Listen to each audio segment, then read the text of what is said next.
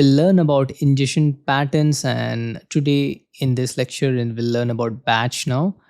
Think of a bakery that collects all orders during the day and then bakes bread in one big batch at night.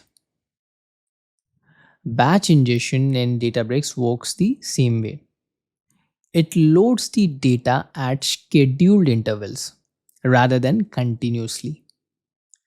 This approach is efficient for handling large volumes of structured or semi structured data, where real time speed is not critical.